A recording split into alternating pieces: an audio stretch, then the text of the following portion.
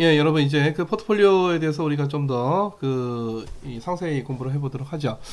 자, 우리 포트폴리오를 앞서 베스킷이다 이렇게 부르기 하나의 바구니다 뭐 이런 얘기죠. 그래서 포트폴리오라는 용어를 쓰기도 하고 포트폴리오 베스킷이라는 용어를 쓰기도 합니다. 자, 이 포트폴리오라고 하면 보통 우리가 이 포트폴리오 나온 용어가 주로 뭐 주식과 채권 그리고 현금 이런 게 들어간 포트폴리오들을 많이 공부들을 먼저 공부를 하면서 포트폴리오라는 용어가 등장을 하기 때문에 이 포트폴리오 내에는 어떤 금융자산만 포함이 되는 것이 아닌가라고 잘못 착각을 할 수가 있겠는데, 앞서 제가 많은 그 사례에서 보여드렸듯이 그냥 재산이에요. 재산 내에 어떤 자산들이 들어가 있느냐 하는 거고, 당연히 이 금융자산 또는 우리가 캐피탈에셋, 자본자산이라고 하는 주식과 채권 뿐만 아니라 기타 실물자산, 기타 어떤 뭐 부동산, 심지어 뭐 외국 통화 또는 외화표시 어떤 증권 또는 외화표시 자산 뭐 등등 여러 가지가 다 포트폴리오 포함이 될 수가 있겠고요.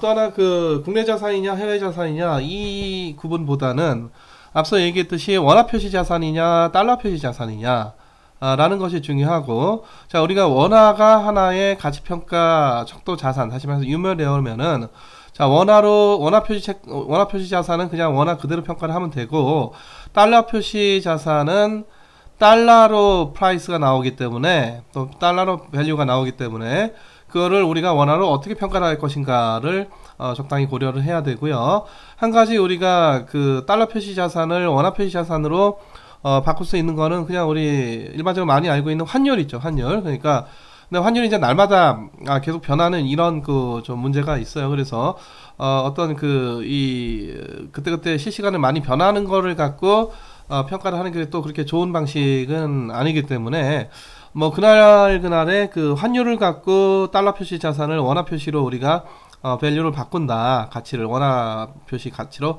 바꾼다 하나의 방안은 되지만은 그게 절대적인 방안은 아니고요. 뭐 또 다른 방안으로 들자면 뭐 한 달 동안의 뭐 환율의 평균이라든가 뭐 이런 여러 가지 방식을 쓸 수가 있겠고, 또 하나 우리가 그래서 우리 GDP 같은 경우에도 PPP로 평가를 하면 어떻게 되느냐 이런 GDP가 나오죠. 그래서 우리가 최근에 국민소득이 1인당 3만 달러가 넘었다 이런 건데, 그때 얘기하는 1인당 GDP를 국제 비교를 하려면은 이 원화 베이스의 GDP를 달러 베이스로 바꿔야 될 거고, 그때 단순히 우리가 그날 변하는 환율 갖고 평가를 다시 바꾸는 게 아니라 이 PPP 일종의 이제 구매력 평가설이죠. 그 이론에 따라서 바꿀 때 이 원화로 표시되는 GDP가 달러로 어떻게 되느냐, 그게 3만 몇천 불이다 이게 나온 거고, 그래서 3만 달러가 넘었다라고 하는 것이죠. 그래서 뭐 우리가 이제 유메레어를 이리저리 바꾸는 그런 얘기는 앞서 많이 했었지만은 주로 이제 포트폴리오 내에서 무엇으로 평가를 하느냐, 일단 기본적으로 뭐 앞서 누차 얘기했듯이 원화로 평가를 하는 거고, 그러니까 아까 여러 가지 포트폴리오들을 다 보여드릴 때에도 예를 들어서 전체가 뭐 100억 원인데 주식이 40억 원이 평가가 되면은 구성 비중이 40% 이렇게 되는 것이죠. 그렇죠?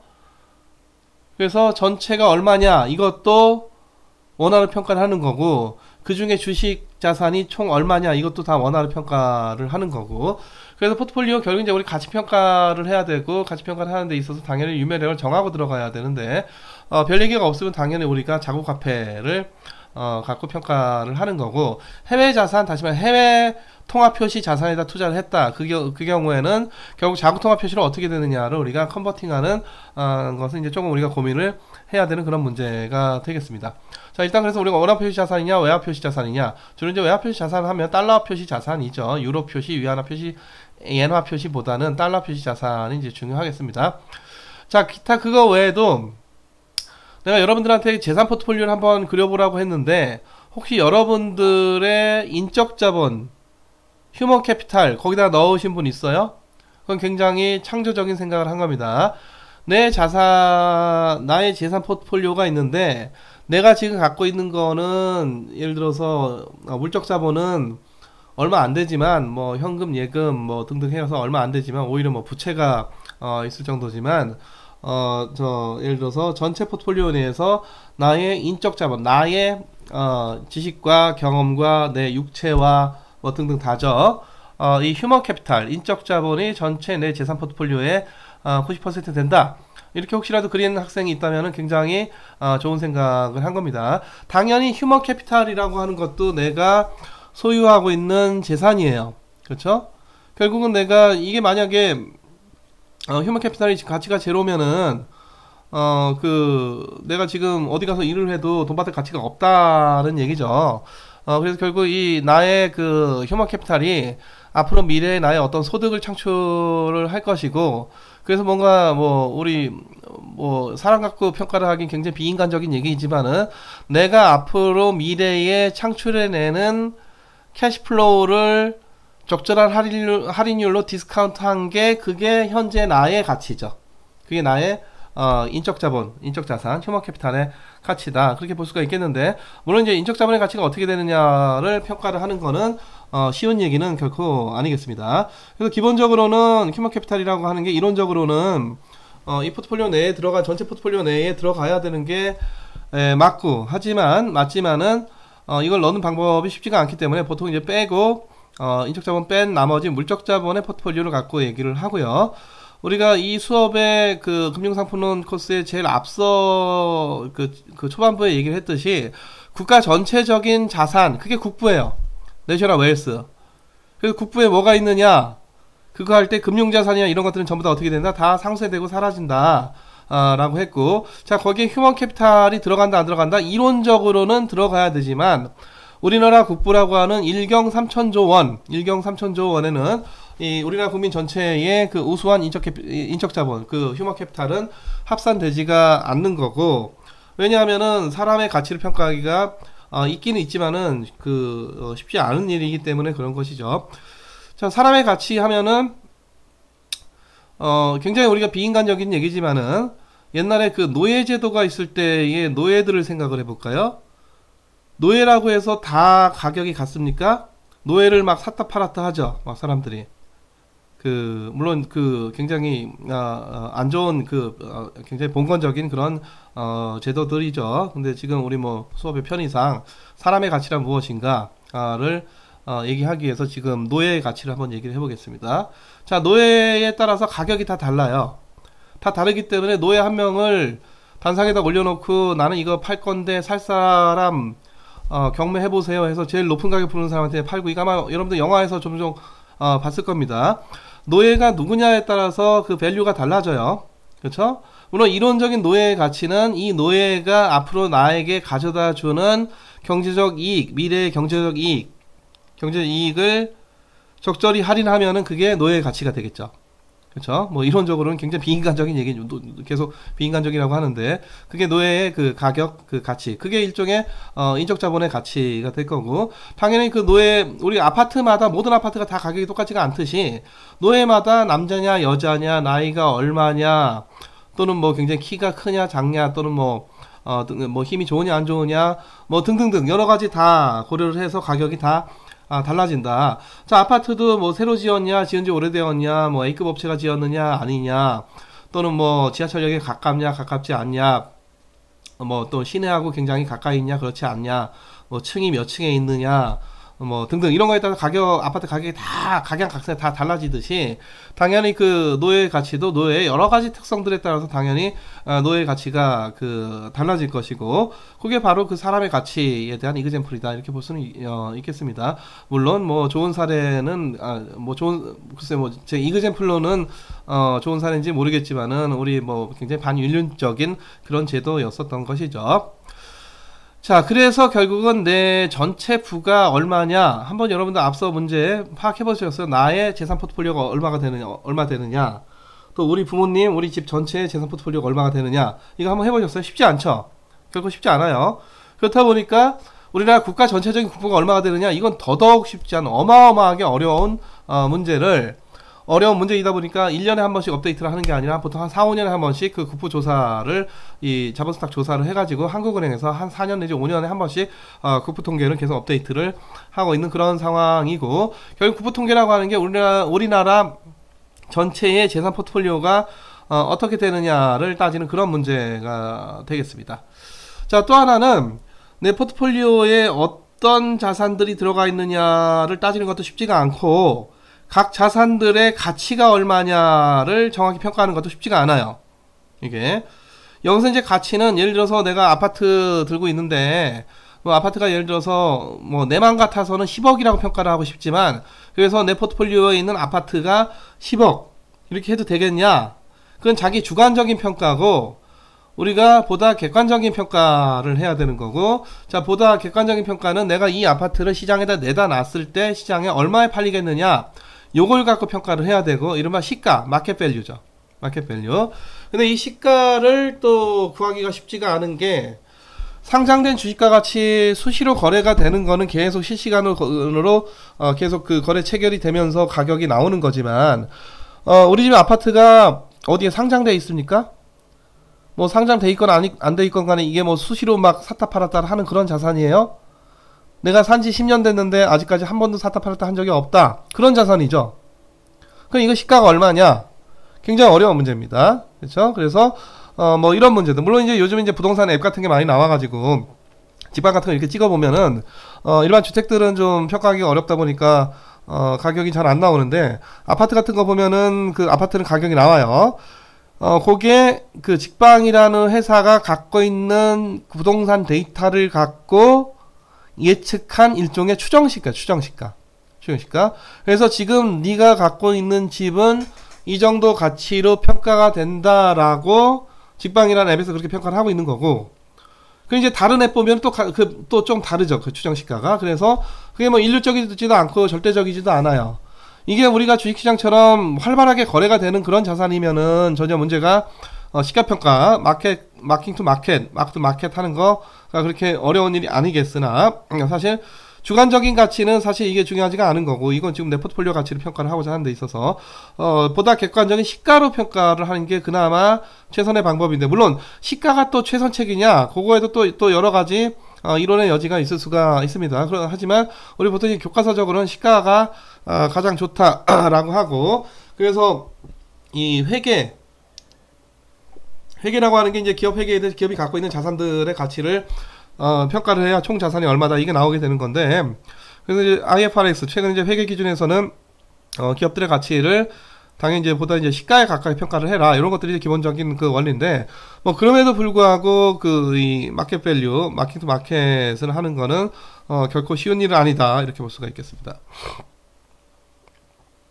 자, 포트폴리오를 이제 어떻게 관리하느냐, 포트폴리오 운용 또는 포트폴리오 관리, 포트폴리오 매니지먼트가 되겠는데, 지금 이제 우리가 여기서 포트폴리오는, 우리 전체 재산 이러면은 조금 얘기가 약간 좀 빗나갈 수가 있기 때문에, 내 재산 중에서 주로, 내가 저축용으로 하고 있는 부동산 같은 이런 좀 빼고, 부동산도 일종의 뭐 저축이라고 볼 수도 있겠는데, 그런 거 빼고, 내가 좀 샀다 팔았다 넣었다 뺐다 좀 할 수 있는 그런 이제 금융자산의 포트폴리오에 국한한다고 전제하고 얘기를 해봅시다. 물론 이거 전체 재산으로 봐도 이 전체 관리를 수동적으로 할 거냐 적극적으로 할 거냐 로 구분해 볼 수 있다는 거 틀린 얘기는 아닌데, 조금 잘 상상이 안 되기 때문에 주로 이제 금융자산에 국한해서 그 포트폴리오를 패시브하게 할 거냐 액티브하게 할 거냐 이런 거고, 패시브한 매니지먼트는요, 이 포트폴리오 내의 구성 자산들을 자주 변경하지 않습니다. 극단적으로는 한번 정하면 끝까지 가. 바이 앤 홀드 전략. 그리고 숏이 없어요.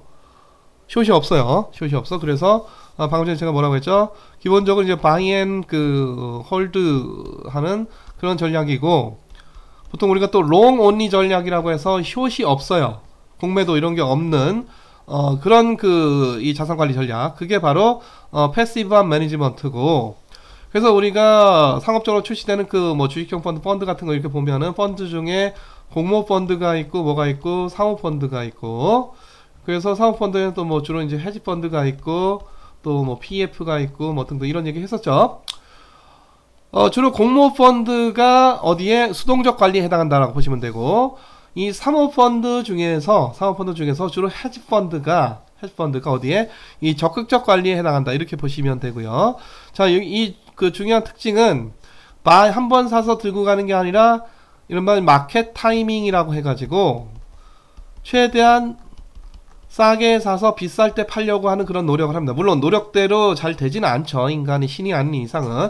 이제 물론 그걸 잘하는 헤지펀드는 수익률이 높을 거고, 그렇지 않은 펀드, 반대로 가는 펀드는 수익률이 굉장히 낮을 거고, 반반 대충 잘 맞추면은 그냥 쏘쏘한 그런 수익률을 갈 거고, 거기다가 롱 온리만 하는 게 아니라 여기다 뭐까지 결합한다? 롱도 하고 앤드 또 뭐도 한다? 숏도 한다. 필요에 따라서 숏도 하고 롱도 하고, 거기다가 또 데리바티브 파생상품도 데리바티브 파생상품도 이용을 하는 그런 전략 그게 바로 뭐가 된다? 적극적 관리가 되겠고요. 그러면 이제 여러분들이 종종 그 헤지펀드가 수익률이 높다는 얘기를 종종 많이 들었기 때문에 수동적 관리보다는 적극적 관리가 좀 더 수익률이 높은 거 아닌가? 꼭 그렇지는 않아요. 시장이 워낙 이피션트하기 때문에 헤지펀드가 수익률이 높을 것 같으면 사람들이 왜 공모펀드 하겠습니까? 그죠? 다 헤지펀드, 사모펀드, 헤지펀드 다 넣겠지. 헤지펀드도 보면은 수익률이 굉장히 높은 거 뭐 1년 동안 내가 플러스 30% 했어 이런 것도 있지만 이걸 쭉 나열하면 어디까지 가냐면은 뭐 마이너스 100%도 있어요. 이런 게 다 까먹은 그런 헤지펀드도 있습니다. 그래서 헤지펀드가 잘한 것 같지만은 이거를 전체적으로 평균 쳐보면은 대충 그냥 공모펀드는 이제 전체 분산 투자를 이제 보통 많이 하고 어떤 집중 투자를 하는 어떤 한두 종목에 몰빵 투자를 하는 게 아니라 그렇다 보니까 분산 투자 시장 전체에다가 투자를 하다 보니까 그냥 코스피 지수 같은 주가 지수 이렇게 따라가야지 이제 주식형 펀드 같은 경우에는. 그래서 사실 인덱스 펀드 주로 이제 이 공모 펀드 중에서 이제 많은 게 이제 인덱스 펀드 또는 ETF 뭐 이런 것들인데 뭐 이런 것들은 크게 뭐 시장 지수보다 크게 더 잘했거나 크게 못했거나 뭐 그렇지가 않고 대충 그냥 코스피 플러스 마이너스 약간의 알파 그 정도 이제 공모 펀드 수익률로 나오고, 헤지펀드는 어느 헤지펀드냐에 따라서 굉장히 높은 수익률에서 굉장히 낮은 수익률까지 굉장히 각양각색이고, 평균 해보면은 거의 공모펀드의 전반적인 평균 수익률하고 거의 비슷해요. 이게 시장이 그럴 정도로 굉장히 효율적이어서 그렇게 크게 잘난 놈 없다는 얘기죠. 이게 체계적으로. 그래도 이거 30% 낸 사람 잘한 거 아니냐? 이 사람이 올해도 잘하고 내년에도 1등 먹고 그 후년에도 1등 먹고 뭐 꼭 1등은 아니지만 적어도 뭐 전체 그 수익률 순위에서 계속 1, 2, 3등, 1, 2, 3등, 1, 2, 3등, 1, 2, 3등 계속 한 10년 한다. 이런 사람이 있냐? 없어요. 제 아무리 헤지펀드 아무리 잘한다 하더라도 그런 사람 없습니다. 뭐 글쎄 뭐 숨어있는지 모르겠지만은 아마 지금까지 별 큰 실패 안 하고 지속적으로 큰 수익률을 올려왔던 사람 꼽아라 그러면은 여러분들 그 워렌 버핏 맨날 그 가치주 투자 얘기한 워렌 버핏 워렌 버핏 많이 들어봤죠?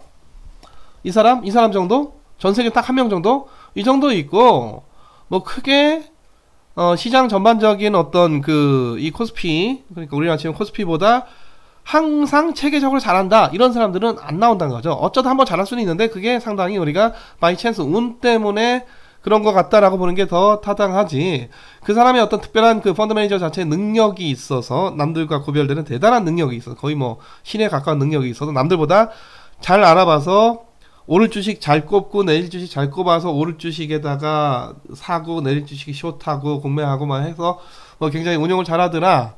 뭐 한두 번 이렇게 플러스 30% 40% 나올 수도 있겠지만은 이거는 뭐 이렇게 지속적으로 그런 어떤 퍼시스턴스 다시 말해서 이게 유지가 되느냐, 거의 대부분 그렇지가 않습니다. 자, 그래서 반드시 이 적극적 관리는 헤지펀드가 이 공모펀드나 수동적 관리보다 꼭 높은 수익률이 나오는 거는 아니다. 물론 높은 수익률이 나올 가능성은 이쪽이 좀 더 있을 수 있어요.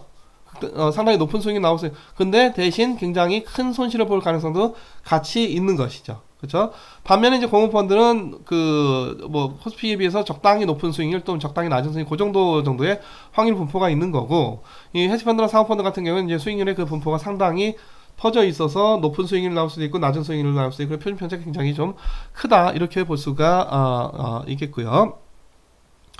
자, 뭐 하여튼 수동적 관리를 할 거냐 적극적 관리를 할 거냐 뭐 이런 어떤 우리가 전략적인 의사결정을 좀 할 필요가 있는데, 보통 이제 우리가 상업적으로 출시가 되는 그런 펀드들을 보면은 수독적 관리하다가 적극적 관리 바꿨다가 뭐 이러지는 않습니다. 보통 이제 우리가 수동적 관리이고 어디에다 많이 투자를 하겠다 뭐 이렇게 표방을 하는 공모펀드다 그럼 그 방식으로 쭉 가는 거고, 우리는 그냥 샀다 팔았다 자주 하고 공매도 하고 파생 상품도 쓰고 그런 우리는 헤지펀드다 이렇게 표방을 하는 그런 펀드는 헤지펀드 굉장히 그렇게 그 적극 액티브한 그런 매니지먼트를 하고, 뭐 그러다 헤지펀드가 갑자기 뭐 고무펀드 방식으로 수익률을 좀 안정시키는 방식으로 뭐 운영을 이렇게 바꾸지는 않습니다. 이제 펀드들은 그렇다는 거고요.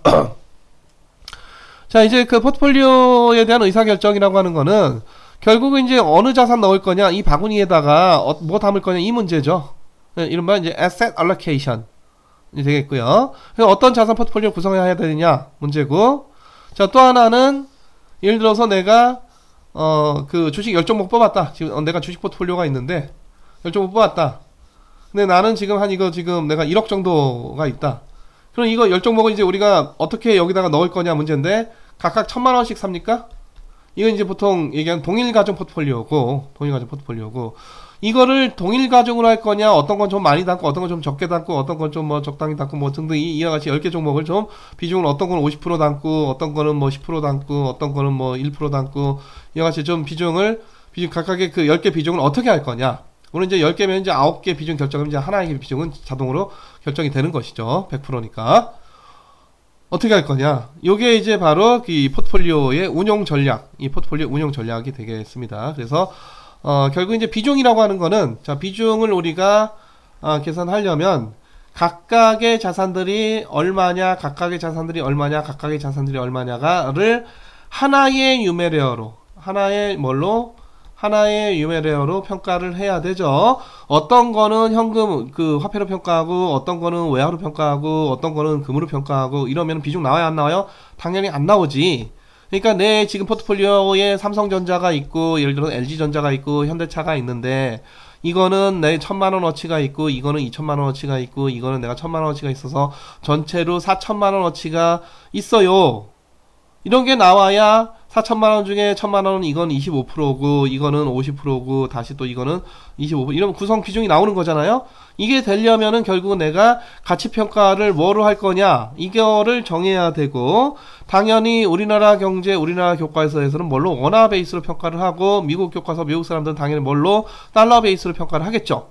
그쵸? 자, 근데 만약에 내 포트폴리오에 삼성전자 주식이 아까 얘기했듯이 뭐 예를 들어 1000만원어치가 있고 원화로, 그리고 LG전자 주식이 예를 들어서 지금 뭐 2000만원어치가 있는데, 예를 들어서 내가 지금 미국의 애플 주식을 들고 있는데 애플 주식은 원화로 평가가 되는 게 아니라 달러로 평가가 되죠. 달러로 평가가 되는데 뭐 예를 들어서 내가 이게 2만불어치가 있다.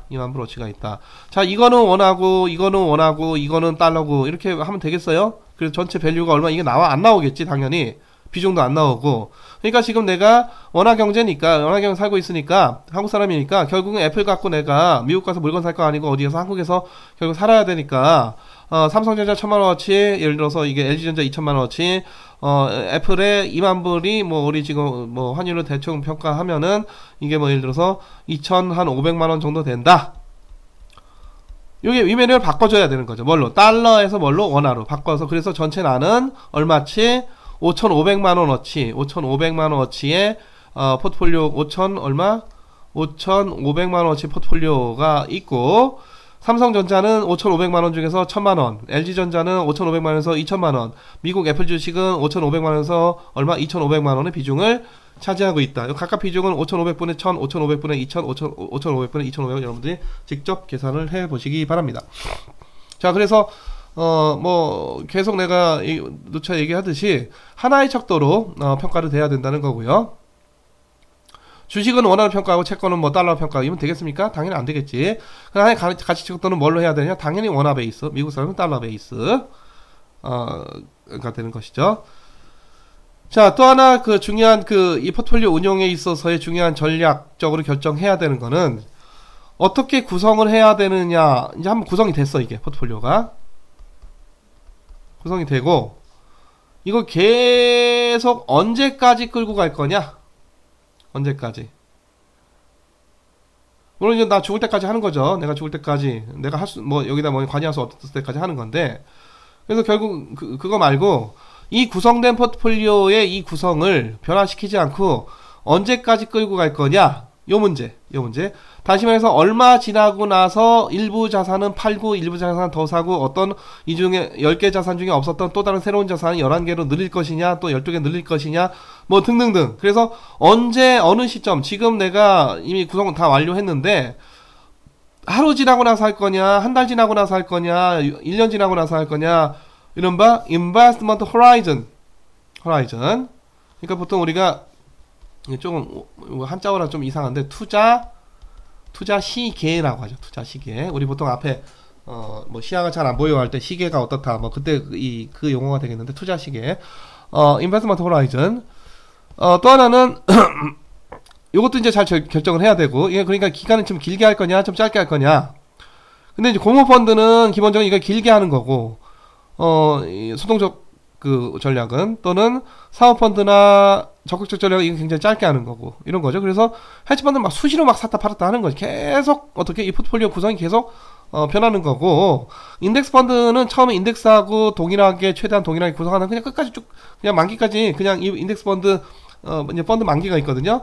만기까지 쭉 가는 거예요. 그냥 끝까지 가는 거 이런 거고.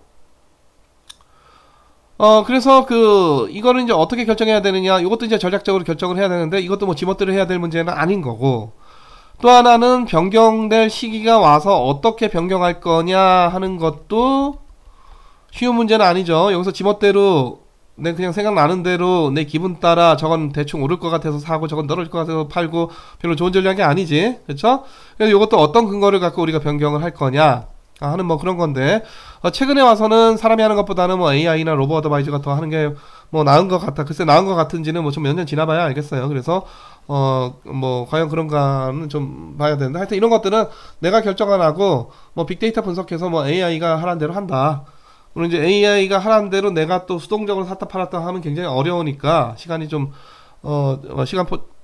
좀 빨리빨리 샀다 팔았다 못 하니까 뭐 예를 들어서 이제 최근에 나온 그런 이런 핀테크 기술은 AI나 로보 어드바이저가 의사결정하고 그 주식을 샀다 팔았다 하는 것까지도 뭐가 하고 이 프로그램 기계가 컴퓨터가 다 하도록 다 연동이 되는 그런 시스템을 사용을 하고 있는 것이죠. 자, 이제 포트폴리오 수익률 되겠습니다. 자, 포트폴리오 수익률 보기 전에 여러분들 딱 가장 심플하게 항상 우리가 심플한 걸 보라고 했어요. 내 포트폴리오에 자산이 두 개가 있는데 하나는 100만원이고 하나는 200만원이야. 200만원이야. 그럼 전체 얼마요? 300만원이죠. 자, 그러면은 근데 자, 어떤 특정 기간 동안 이 100만원이었던 포트폴리오는 예를 들어서 뭐 더 샀다 팔았다 안 했는데 20만원 다시 말해서 20% 상승한 거죠. 20% 상승했고, 자, 지금 200만원짜리는 뭐 예를 들어서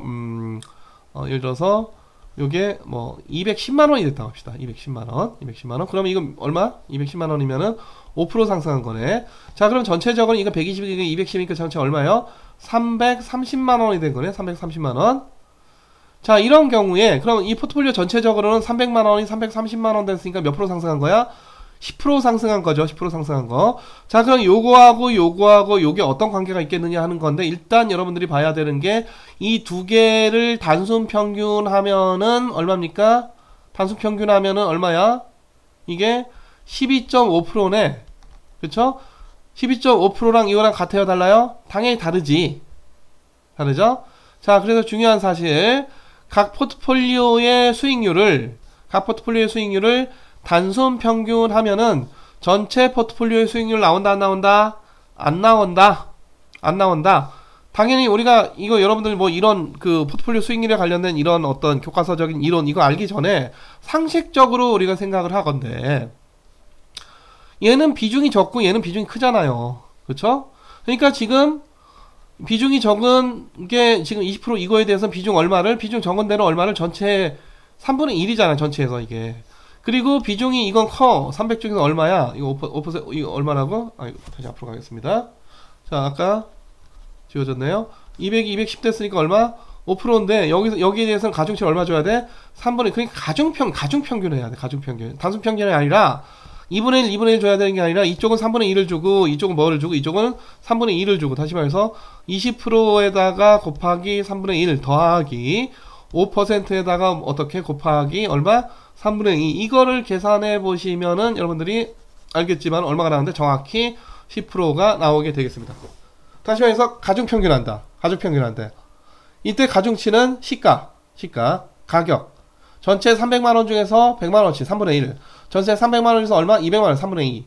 이와 같이 가중치를 줘서 가중평균해야 결국 전체 포트폴리오 수익률이 나오게 된다. 라고 하는 거고. 자, 또 하나는요.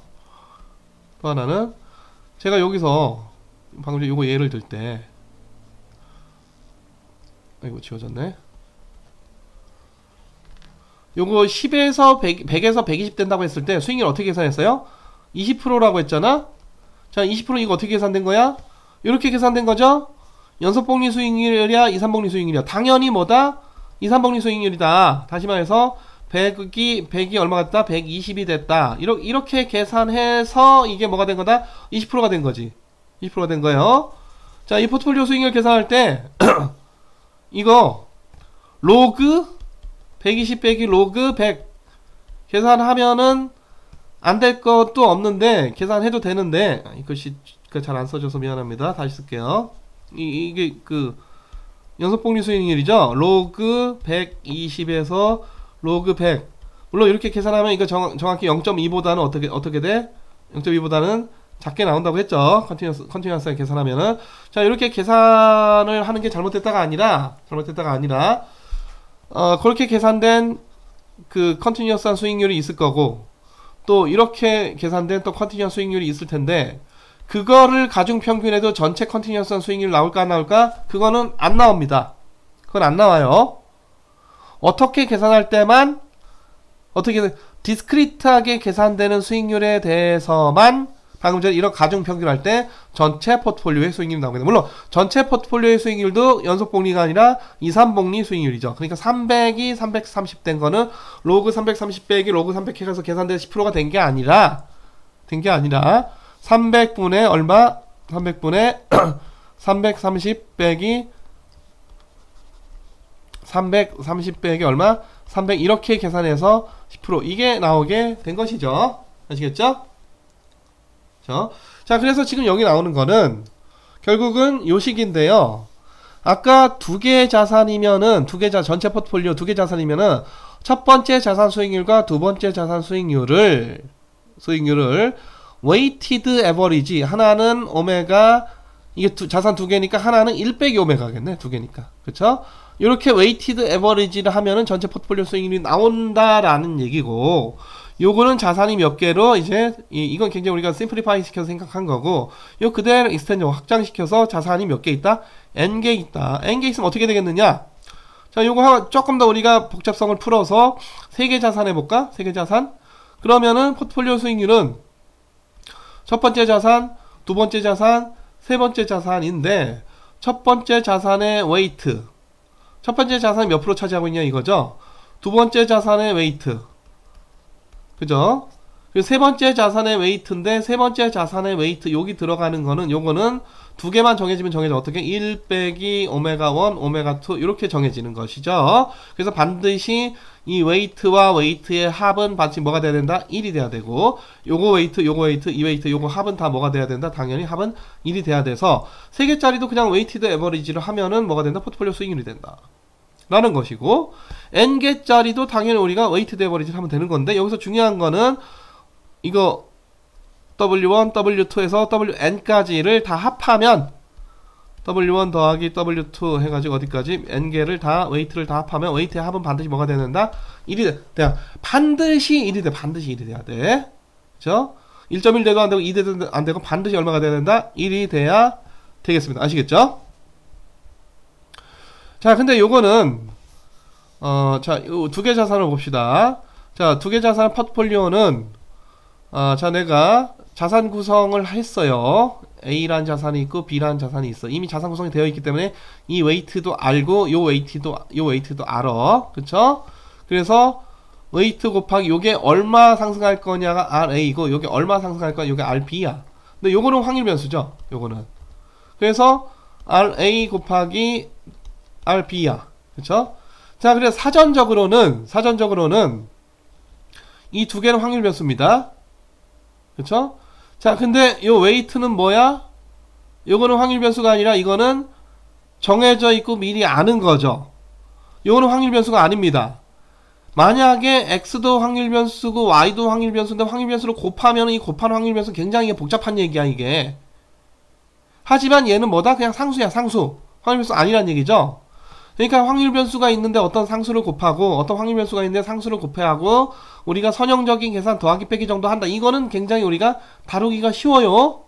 근데 x도 확률 변수고 y도 확률 변수인데 이걸 곱했다 또는 x랑 이거 뭐 나눴다 이러면 이거 굉장히 어렵습니다. 이거 다행히도 포트폴리오 수익률은 사후적으로는 얘가 몇 프로 사후적으로는 얘가 몇 프로 나오겠지만 사전적으로는 얘도 확률 변수고 얘도 확률 변수야. 그쵸? 근데 요 앞에 있는 이 웨이트는 확률 변수가 아니고 아는 거다. 자, 각각이 얘가 몇 프로 오를지 얘가 몇 프로 올지 모르기 때문에 전체적으로 몇 프로 올 것이냐도 역시 우리가 확률 변수다. 물론 사후적으로는 아까 얘기했듯이 얘는 뭐 20% 올랐어요. 얘는 뭐 5%가 올랐어요. 근데 처음에 웨이트는 얘가 3분의 1이었고 얘는 3분의 2였어요. 해가지고 결국은 여기 포트폴리오 수익률도 실현치가 나오겠죠. 사후적으로는. 하지만 사전적으로는 어떻다? 사전적으로는 요거 확률 변수다. 그래서 포트폴리오 수익률도 확률 변수다. 자, 확률 변수가 있으면은 확률 변수 우리가 확률 통계학에서 또는 우리 여러분들 계량 경제학에서 x가 확률 변수면은 바로 나온 게 뭡니까? x의 기대치가 뭐냐? 이거 궁금해하죠. 또 x의 표준 편차가 뭐냐? 이거 궁금해하지. 표준 편차는 x의 뭐를 분산에다가 양의 제곱권 취한 게 그게 표준 편차죠. 그렇죠? 자, 그래서 이 포트폴리오 수익률에 대해서도 기대치, 그게 바로 기대 수익률, 포트폴리오의 기대 수익률입니다. 그렇죠? 포트폴리오의 표준 편차, 그게 포트폴리오 위험, 리스크야. 이게. 자, 이제 그거를 어떻게 구하느냐의 문제가 되겠습니다. 식은 이래요. 식 자체는 굉장히 복잡해 보이지만 그냥 각각의 기대 수익률을 있는 그대로 웨이티드 에버리지를 하면은 그게 포트폴리오 기대 수익률이 된다. 그래서 기대 수익률 계산하는 건 굉장히 쉬워. 기대 수익률. 자, 그러니까 첫 번째 두 개 자산이 있는데 A라는 자산은 기대치가 3% 오를 것 같아. 물론 이제 사후적으로는 3% 플러스 마이너스 알파죠. 사전적인 기대치는 3%다 이거야. 자, B는 기대치가 1% 기대가 연간 1%가 기대가 돼. 그럼 이 두 개 자산인데 하나 A는 전체 중에 3분의 1 차지하고 있고 B는 전체 3분의 2 차지하고 있다. 그런 포트폴리오의 전체적인 수익률은 그 기대치가 얼마냐 이거니까 각각의 기대 수익률을 웨이티드 에버리지에서 요거 계산하면은 그러니까 3분의 얼마야 이게 3분의 11에서 3분의 11 하면 이게 3.66 어쩌고 저쩌고 요게 바로 포트폴리오의 기대 수익률이죠. 그냥 각각의 기대치를 웨이티드 에버리지 한 게 포트폴리오 기대 수익률이다. 그 얘기입니다. 그쵸? 이거는 쉬워요. 물론 사후적으로는 우리가 x의 기대치가 예를 들어서 5라고 해서 x가 항상 5 나온다 이런 얘기입니까? 그거 아니고 x가 컨티뉴어스한 분포면은 이게 x의 분포면은 이게 기대치 이게 x가 기대치 이거 기대치가 이게 5라는 거고 이게 x 실현치는 5보다 더 큰 데 나올 수도 있고 5보다 더 작은 데 나올 수도 있고 그건 이제 뭐 랜덤리스가 있는 것이죠. 그쵸? 그래서 사후적으로는 요게 뭐 예를 들어서 3%가 기대되는데 2.8%가 나왔어요. 얘는 1% 기대했는데 조금 더 잘 1.1%가 나왔어요. 그래서 사후적으로는 결국 3분의 1 여기다 곱하고 3분의 2를 곱해가지고 사후적으로는 포트폴리오 수익률이 이렇게 나왔어요 라고 기대는 이렇게 했으나 그쵸? 사후적인 수익률은 이제 다른 값으로 나올 수가 있는 건데 자, 지금 우리는 여기서 사전적으로 각각의 구성 자산의 수익률이라고 하는 게 확률 변수, 랜덤 베리어블이기 때문에 뭐가 앞서 봤던 이거 다 여기서 이거 랜덤 베리어블, 요거 랜덤 베리어블 지운 다음에 볼게요. 자, 요거 랜덤 베리어블, 요거 랜덤 베리어블, 요거 랜덤 베리어블. 자, 요거 랜덤 베리어블이다 아니다 이런 것들은 웨이트는 아니죠. 그래서 자, 이 선형 결합이어서 요것도 확률 변수의 선형 결합. x도 확률 변수, y도 확률 변수, 이건 선형 a 곱하고 여기 b 곱하고 뭐 이거 더하고 빼고 한 거. 이게 다 선형 결합이죠. 그렇죠? 선형 결합 이것도 뭐다? 이것도 확률 변수다. 랜덤 베리어블이다. 아시겠죠? 그쵸? 자, 그래서 지금 확률 변수 랜덤 베리어블은 우리가 기대치가 뭐냐 또는 베리언스가 뭐냐 이거 궁금하니까 이건 이제 어떻게 구하느냐 하는 문제고, 그래서 자 여기서 다시 보면은 이렇게 구성된 포트폴리오가 있는 포트폴리오의 수익률의 기대치, 기대 수익률이 얼마냐 이거 궁금하잖아요. 그쵸? 그거 평가를 이렇게 계산을 한다는 거고, 관건은 베리언스입니다. 관건은 베리언스야. 요건데 자, 식이 이제 조금 복잡한데요. 자, 요게 이제 여러분들 좀 처음 볼 때는 조금 뭐 이상해 볼 수도 있겠는데, 요게 이제 여러분들이 확률 통계 공부했다고 또는 계량경제 공부했다고 다시 한번 상기해 보면은, 요 뒤에 나온 식이 이제 이 여러 가지 공분산들이 되겠어요. 공분산. 자, 그래서, 지금 이제 판서로 좀 설명을 하고자 합니다. 네, 여러분. 앞서 우리 이 포트폴리오의 기대 수익률 계산하는 건 굉장히 간단했는데, 이 포트폴리오의 리스크를 측정하기 위한 이제 분산을 계산 표시편차 나오는 거니까, 분산 계산 식이 좀 복잡했단 말이에요. 근데 여러분들 요걸 좀 한번 생각을 해보시죠. 자, Z가, X가 확률 변수고 Y가 확률 변수야. 근데 A가 상수고 B도 상수예요. 이걸 더한 게 Z다. 그러니까 X가 확률 변수고 Y가 확률 변수니까 Z는 확률 변수죠. 자, 이런 경우에 우리가 이 Z의 기대치, 다시 말해서 AX 더하기 B와 이거의 기대치. 자, 이거는 여기 안에가 리니어하기 때문에 이게 리니어 오퍼레이터 그냥 안으로 쭉쭉쭉 들어갑니다. 상수는 앞으로 튀어나오고. 그러니까 A 곱하기 X의 기대치 더하기 B 곱하기 Y의 기대치다. 이렇게 나오는 거죠. 이거 여러분들 아마 확률 통계 또는 계량경제학에서 공부를 했을 겁니다. 만약에 우리가 이게 X가 확률 변수고 Y가 확률 변수인데 이게 곱해졌다. 그러면 이게 굉장히 복잡한 얘기죠. 이러면 이렇게 돼야 하는데, 이건 합은 리니어지만, 합이나 빼기는 리니어지만 곱이나 나누기는 넌 리니어예요. 비선형 계산이야. 그래서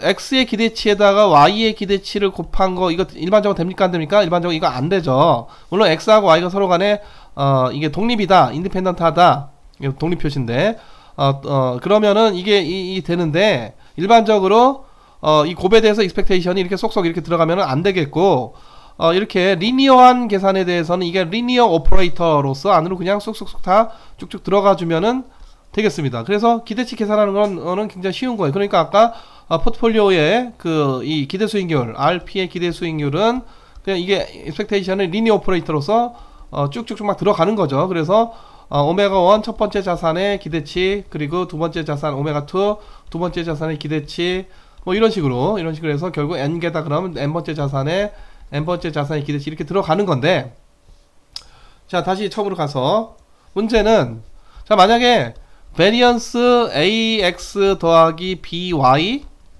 이걸 계산해라. 여러분 이건 알죠? 베리언스 AX는 어떻게 됩니까? A가 앞으로 튀어나가는데 이게 베리언스는 제곱되는 계산이기 때문에 A 제곱 곱하기 베리언스의 X 이렇게 되잖아요. 그쵸? 자, 그래서 이걸 좀 아는 사람들은 이거는 A 제곱 곱하기 베리언스 X의 베리언스 더하기 B 제곱 더하기 베리언스 Y 이거 아닌가요? 이렇게 되면 좋겠는데, 이 베리언스는 익스펙테이션과 달리 리니어 오퍼레이터가 아니기 때문에 이렇게 쑥쑥 들어가고 끝나지가 않아요. 리니어 오퍼레이터가 아니기 때문에 요 앞에 있는 상수도 나오면서 제곱이 돼버리는 거죠. 그냥 쑥 나오는 게 아니라, 기대치는 아까 어떻게 됐어? AX 이러면은 그냥 A가 앞으로 쭉 그냥 나와서 A 곱하기 X의 기대치 이렇게 되는 거잖아. 그쵸? 그래서 이렇게 끝나지가 않고요. 뒤에 지저분하게 뭐가 보느냐, 더하기 2배의 A 곱하기 B 곱하기 X하고 Y의 공분산, X하고 Y 공분산, 이건 분산, 이건 공분산, 이거는 공분산.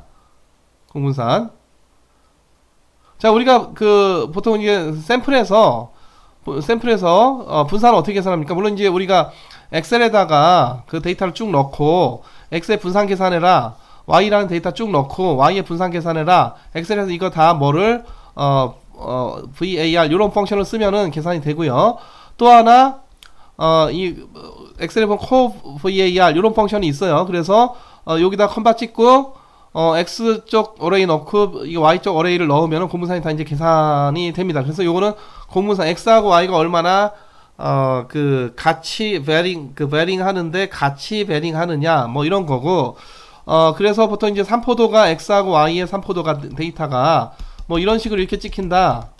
이렇게 찍히, 여러분들 이거 아마 중학교 때 이거는 무슨 관계? 양의 상관관계. 이런 경우에 공분산이 뭐가 되고 플러스가 되고, 만약에 역으로 뭐 이런 식으로 찍힌다. 이런 뭐가 되고, 이거는 음의 상관관계, 이건 공분산이 뭐가 되고 마이너스가 되고 뭐 이런 거거든요. 그런 공분산이에요. 그쵸? 이게.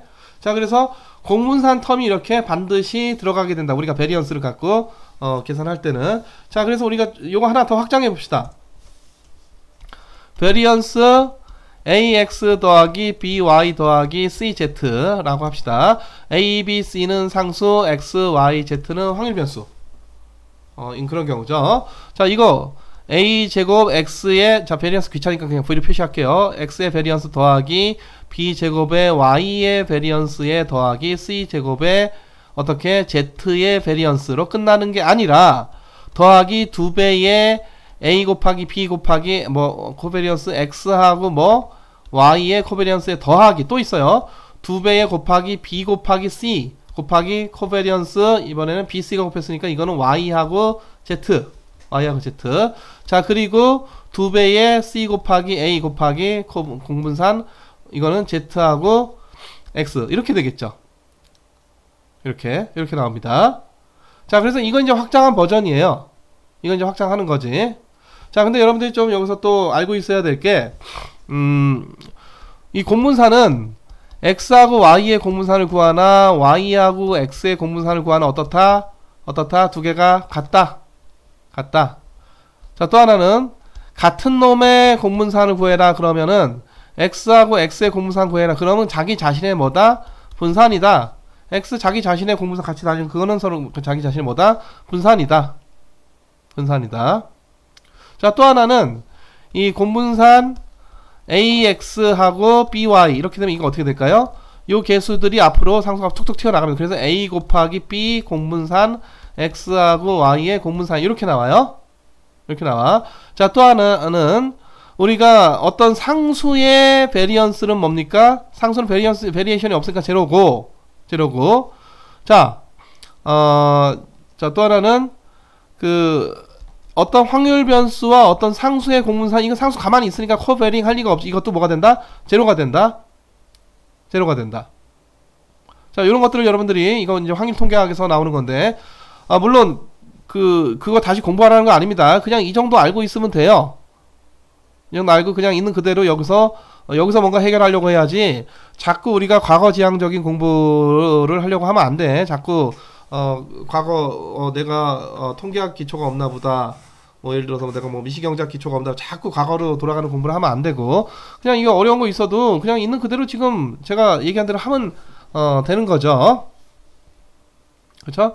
자, 그래서 이 공분산들에 대해서 이런 특성들이 있다는 거고요. 자, 우리 이제 몇 가지 좀 더 하면은, 자, 베리언스 ax 더하기 b, 이건 어떻지? 자, x를 a배를 해주면은 분산은 변하지만 b는 뭐야? 옆으로 그냥 이렇게 시프트 더해주는 거니까 이런 거 분산에 영향을 미쳐 안 미쳐? 이건 안 미쳐. 그러니까 이거 있어야 많아. 이거는 그럼 다시 베리언스 뭐랑 같다? ax랑 같고, 요건 다시 a가 앞으로 a 제곱하고 베리언스 x 이렇게 나오게 되겠죠. 뭐 이런 것도 이제 뭐 기본적인 그런 분산이나 공분산에 관련된 그런 계산들이 되겠습니다.